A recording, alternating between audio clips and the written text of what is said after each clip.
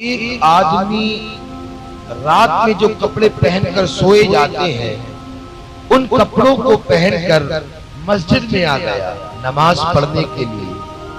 اللہ تبارک و تعالیٰ کے گھر میں وہ کپڑے جو رات کو پہن کر سوئے جاتے ہیں جن کو عام طور پر نائٹ سوٹ بولا جاتا ہے، وہ کپڑے پہن کر نماز پڑھنے آ گیا۔ جب نماز سے فارغ ہوا اور نماز پڑھ کر مسجد سے باہر نکلا تو ایک صاحب نے ان کو دیکھ کر کہا کہ جناب والا ذرا میرے گھر پہ چلیں اور چائے وغیرہ پیتے ہیں۔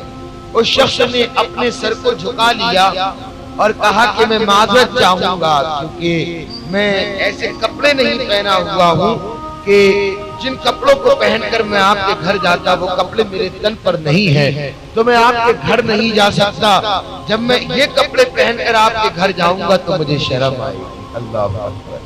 تب اس شخص نے جواب دیا کہ بھائی جان، میرا گھر اس اللہ کے گھر سے بہتر تو نہیں ہے کہ جس رب کائنات کے گھر میں آپ ایسے کپڑے پہن کر آئے ہیں تو آپ کو شرم نہیں آئی، اور میرے گھر ان کپڑوں کو پہن کر جاتے ہوئے شرم آ رہی ہے۔ اللہ اکبر۔ تو اس شخص نے اپنی نگاہوں کو جھکا لیا اور مارے شرم کے بولا کہ جناب والا میں آپ کی بات سمجھ گیا کہ آپ کیا کہنا چاہتے ہیں، آئندہ ایسی غلطی نہیں ہوگی۔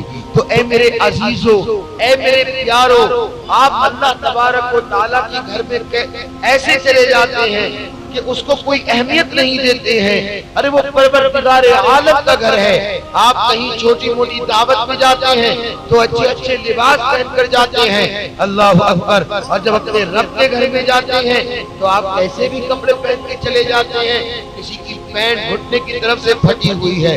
اور سن لیں ایک بات کہ جو گھٹنے کی طرف سے پینٹ پھٹی ہوئی ہوتی ہے تو گھٹنا جو ہے یہ سطر عورت میں داخل ہے، اور جن کی پینٹ گھٹنے کی طرف پھٹی ہوئی ہوتی ہے اور گھٹنا نظر آتا ہے، وہ یاد رکھ لیں کہ ان کی نماز نہیں ہوتی۔ ان کی وہ نماز جس میں گھٹنا نظر آتا ہے وہ نماز واجب الاعادہ ہے، یعنی دوبارہ پڑھنا ضروری ہے۔ اے میرے پیارے، اے میرے عزیزو، میرے آقا علیہ السلام نے تو یہاں تک فرمایا کہ تم نماز ایسے پڑھو کہ گویا کہ تم رب کو دیکھ رہے ہو۔ اب یہ تو ہر ایک سے نہیں ہو سکتا، تو میرے آقا نے فرمایا کہ کم سے کم یہ تو ہو سکتا ہے کہ جب تم نماز پڑھو تو یہ سمجھ کر پڑھو، اور بلکہ یقین کامل ہونا چاہیے کہ ہمارا رب ہم کو دیکھ رہا ہے۔ اللہ اکبر۔ وہ رب ہم کو دیکھ رہا ہے، ہم اس کے دربار میں جا رہے ہیں اور ہماری حالت کیسی ہے۔ اللہ اکبر۔ دیکھیے اللہ کا ڈر دل میں نہیں ہوگا تو جب تک یہ ساری باتیں نہیں ہوں گی۔ اللہ کے گھر میں جانے کے لیے کیا اہتمام ہونا چاہیے، کیا انتظام ہونا چاہیے۔ اللہ پاک ہم سے کیسے راضی ہوگا۔